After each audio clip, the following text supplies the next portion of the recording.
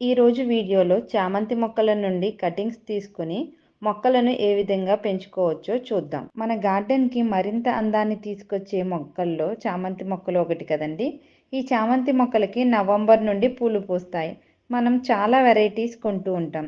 Every year మనం మొక్కలు కొనకుండా ఒక్కసారి కొన్న మొక్క నుండి మనకు కావలసినన్ని మొక్కలను మనమే ప్రాపగేట్ చేసుకోవచ్చు. అది ఎలా అంటే ఈ వీడియోలో చూద్దాం. మనకి ఏ మొక్క నుండి అయితే కటింగ్స్ కావాలో ఆ మొక్క నుండి కటింగ్స్ తీసుకోవాలి. ఆ కటింగ్స్ తీసుకునేటప్పుడు ఒక 3 ఇంచ్ హైట్ ఉండేలా చూసుకోవాలి. ఈ మొక్కలు చూడండి ఎంత హెల్దీగా బుషీగా ఉన్నాయో. వీటిని నేను లాస్ట్ ఇయర్ తీసుకున్న మొక్కలు. సమ్మర్ టైంలో చామంతి మొక్కలు పాడవకుండా ఎలాంటి కేర్ తీసుకోవాలో ఒక వీడియో చేశానండి. ఐ కార్డ్లో పెడతాను చూడండి.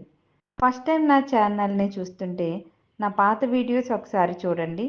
కంటెంట్ నచ్చితే సబ్స్క్రైబ్ చేసుకోండి. ఇలాగా హెల్దీగా బుషీగా ఉన్న చామంతి మొక్కల నుండి మనం కటింగ్స్ తీసుకోవాలండి. ముదురు కొమ్మలు కాకుండా కొంచెం లేత కొమ్మలు తీసుకోవాలి. ముదురు కొమ్మలు తీసుకుంటే మనకి రూట్స్ ఫామ్ అవ్వు. లేత కొమ్మలకి అయితే మనకి త్వరగా రూట్స్ వస్తాయి. ఒక్క చామంతి మొక్క నుండి 100 మొక్కలు తయారు చేసుకోవచ్చండి. ఈ కొమ్మలకి కింద ఉన్న ఆకులన్నీ తీసేయాలి.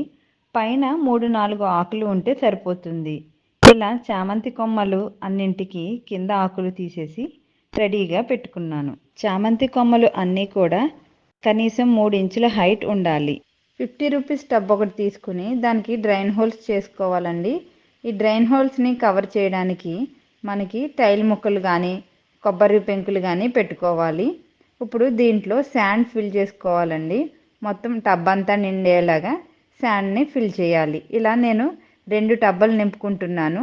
నాకు ఎక్కువ చామంతి మొక్కలు పెంచడం అంటే చాలా ఇష్టం. అందుకని నేను 2 టబ్బల్లో కూడా ఈ శాండ్ని ఫుల్గా నింపుకుంటున్నాను.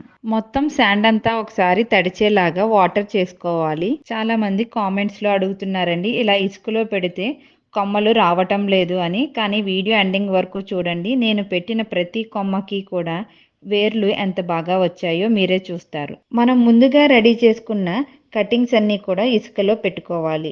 ఫస్ట్ హోల్ చేసి పెట్టినా పర్వాలేదు, డైరెక్ట్గా గుచ్చినా పర్వాలేదండి.